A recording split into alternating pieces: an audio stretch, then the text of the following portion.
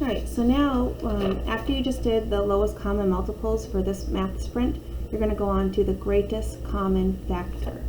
So greatest common factor.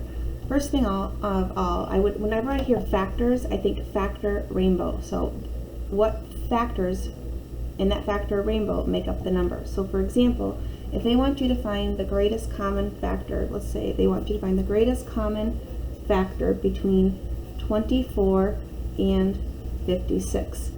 One way you can do this is a factor rainbow, because the word factor is in there, greatest common factor. So you can find the factors of 24 and 56. So the factors are how you can make those numbers. So I can do 1 and 24. I can do 2 and 12. These are the factors. I can do 3 and 8. And I can do 4 and 6. So these are all the factors of 24. Let's do 56 now. I can do 1 and 56. I'm doing my factor rainbow.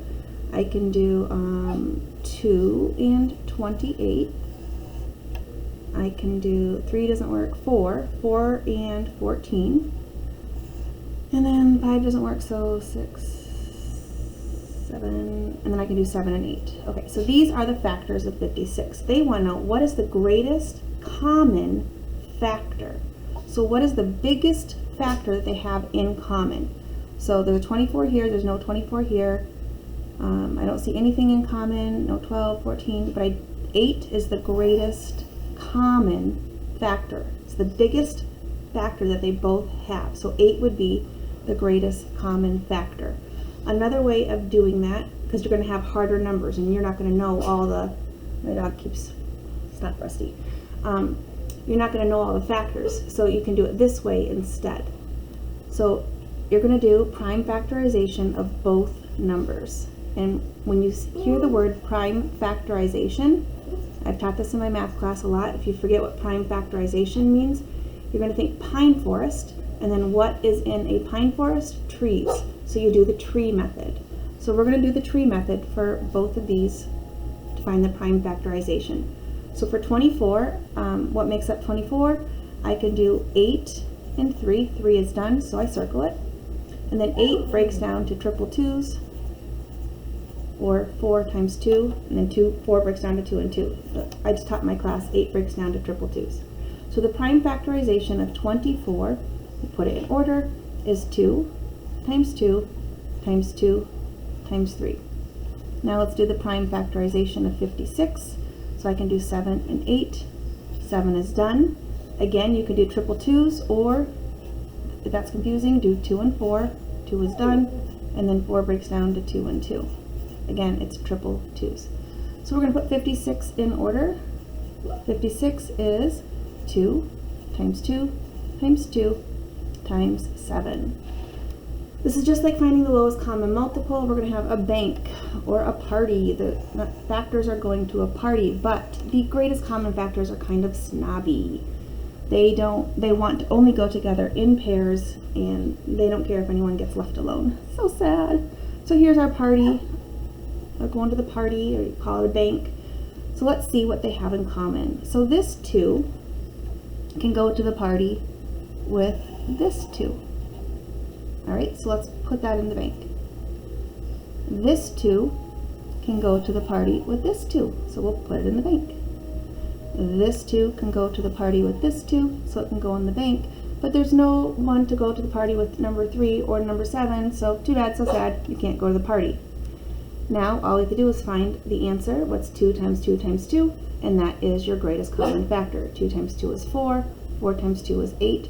So the greatest common factor is 8. Either method will work, but you're going to want to use this method when you get to harder and bigger numbers. So for example, on the math sprint, this one, number 5, find the greatest common factor of 72 and 108. So I'm going to do that one for you, because I don't know all my factors of 108. Or, I mean, I could figure it out, but like look at this one, 156 and 228. That's going to be hard to find all the factors. So this is when you're going to want to use prime factorization. So let's do 72 and 108. 72 and 108, we're finding the greatest common factor. And we're going to do prime factorization, pine forest, which is the tree method. So I can break down 72 to 8 and 9. And then 8 breaks down to triple twos. Okay, those are done. 9 breaks down to 3 and 3. That's done. So the prime factorization of 72 is 2 times 2 times 2 times 3 times 3. Now we'll do the prime factorization of 108, and that would be, what, 12 and 9? 12 and 9. So 12 breaks down to 3, and then 4, and then 4 breaks down to 2 and 2, and then 9 breaks down to 3 and 3. So I put this in order. The prime factorization of 108 is 2 times 2 times 3 times 3 times 3 times 3 times 3 times 3. Now we have our party, and remember, greatest common factors are snobby. They only will go with a date. They don't care if anyone gets left behind. So sad. So this 2 can go to the party with this 2. They go into the bank.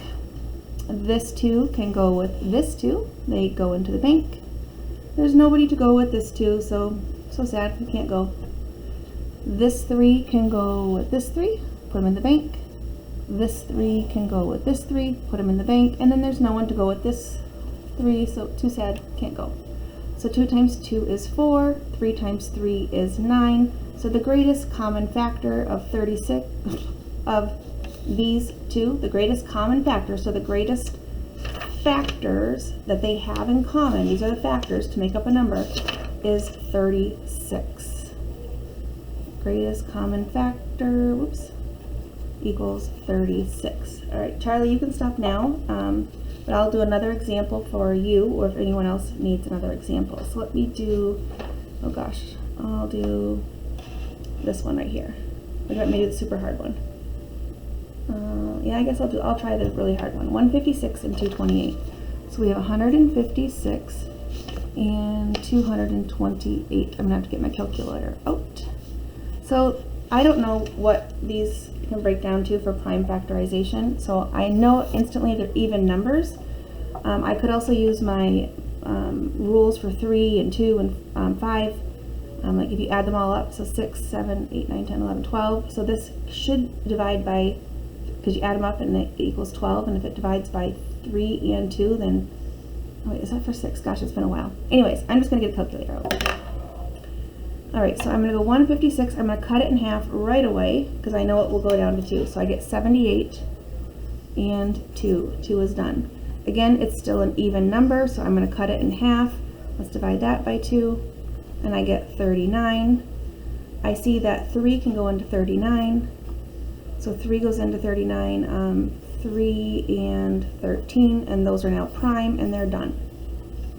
Alright, so the prime factorization is 2 times 2 times 3 times 13. Now, for prime factorization, if I were to multiply these all together, I should get 156. So let's double check our work. 2 times 2 times 3 times 13 equals 156. It works. So basically you're breaking the number down into its prime numbers. Okay, now we're going to go to 228. So I know I can cut that in half. It would be 114. So I can go 2 and 114, and then I can cut 114 in half. I should be able to do that in my head, but I'm a little too lazy right now. 114 divided by 2 equals 57. Oh, and that one looks like it's done. That's a prime number. Okay, wow, so there's not many for this one. So the prime factorization is 2 times 2 times 57. Let's double check to make sure it works. So I'm going to go clear, and I'm going to go 2 times 2 times 57, and sure enough, 228. Okay, so we only have a few factors here that are going to a party. Here is our bank, or our party. Remember, these ones are snobby. They will only go with a partner. So 2 can go with this 2. They'll go to the party together. 2 will go with this 2. They go to the party together. And then there's no one to go with 3, so they're out. There's no one to go with 13, and there's no one to go with 57. So the greatest common factor between these two numbers is 4. All right, good luck. Please, if I made a mistake when my adding or multiplication, sometimes it happens, I'm talking and recording, please leave me a comment, and Charlie, I'll see you soon.